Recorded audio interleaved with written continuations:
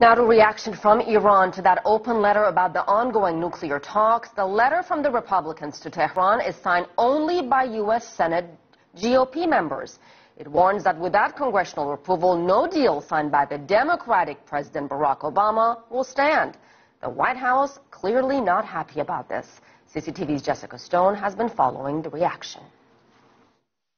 This is the letter that has been raising so much ire across the U.S. and around the world. One senior Iranian cleric named Mahmoud Hashemi Shahrudi says it's evidence that the Americans are reneging on their promises, saying it is also a reason to reach a different deal than the one the West wants.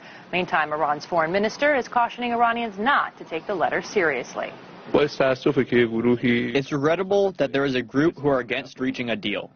Of course, we insist that if we do reach a deal, it has to be one in which the rights of our people are observed, and we are sure there are ways to achieve this result.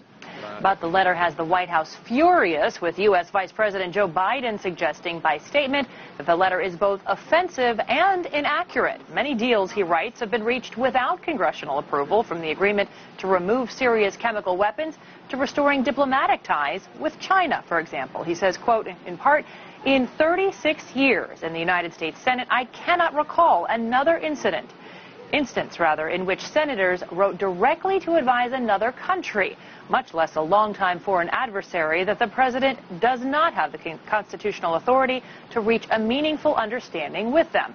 This letter sends a highly misleading signal to friend and foe alike that our commander-in-chief cannot deliver on America's commitments, a message that is false and dangerous. Here's the letter's chief Republican author, though, defending his decision to write it. The president has already said that a deal could have as little as a 10-year sunset on it.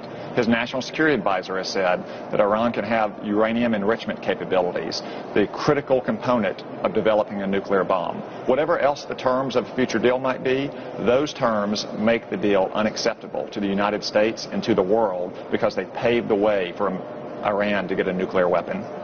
Cotton writes that a future U.S. president could renege on the deal as well. That is true, but unlikely, because, of course, this isn't a simple negotiation between the U.S. and Iran. It's between Iran, China, Russia, Germany, France, the U.K., and the Americans, and that certainly puts more pressure on these 6 global powers to keep up their end of the bargain, as long as Iran keeps up its own end of the bargain.